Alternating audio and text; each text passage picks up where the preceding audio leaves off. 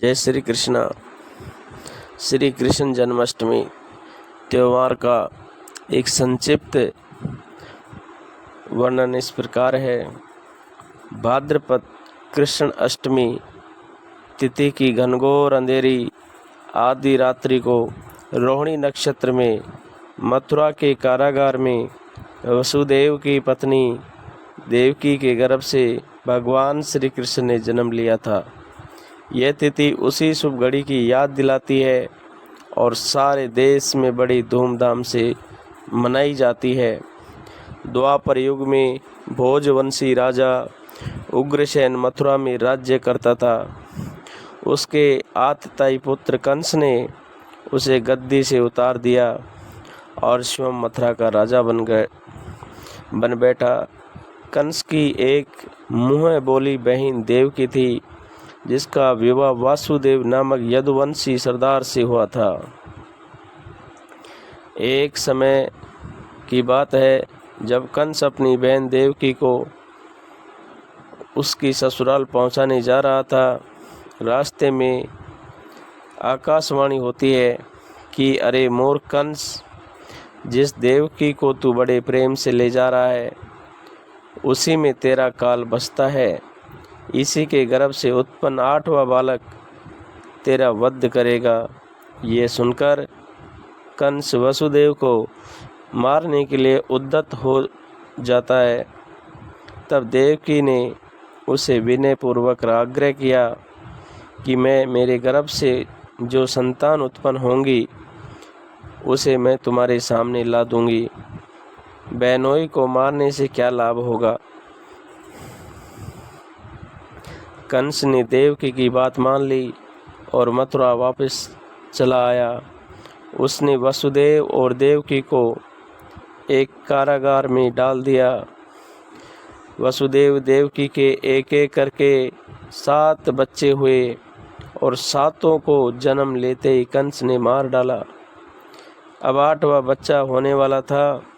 कारागार में उस पर कड़े पहरे बैठा दिए गए।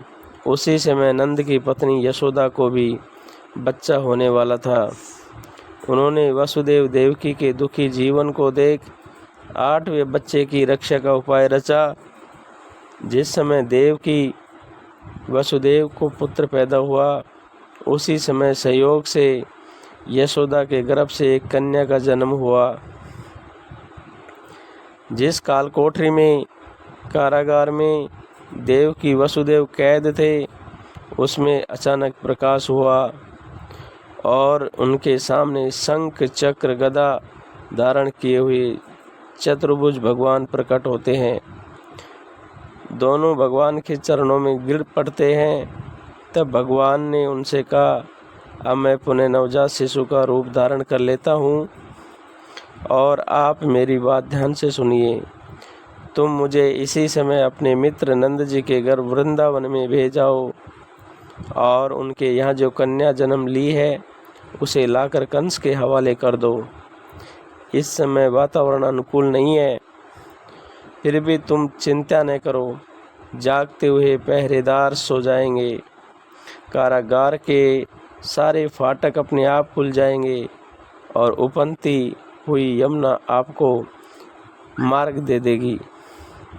उसी समय वसुदेव नवजात शिशु रूप श्री कृष्ण को सूप में रखकर कारागृह से निकल पड़े और अथाह यमुना को पार कर नंद जी के घर पहुँचे। वहाँ उन्होंने नवजात शिशु को यशोदा के साथ सुला दिया और कन्या को लेकर मथुरा आ गए। कारागार के फाटक पूर्ववत की तरह बंद हो गए। अब कंस को सूचना मिली कि वसुदेव देवकी को बच्चा पैदा हुआ है। उसने बंदी गृह में जाकर देवकी के हाथ से नवजात कन्या को छीनकर पृथ्वी पर पटक देना चाहा, परंतु वह कन्या आकाश में उड़ गई और वहाँ से वह कहती है, अरे मूर्ख, मुझे मारने से क्या होगा। तुझे मारने वाला तो वृंदावन में पहुंच गया है। वह जल्दी तुझे मारने वाला तो वृंदावन में जा पहुंचा है। वह जल्द ही तुझे तेरे सभी पापों का दंड देगा। यही श्री कृष्ण की जन्म की कथा है और इसी दिवस को हम पूरे भारतवर्ष में भाद्रपद कृष्ण अष्टमी को कृष्ण जन्माष्टमी के त्यौहार के रूप में मनाते हैं। जय श्री कृष्णा, जय जय श्री कृष्णा।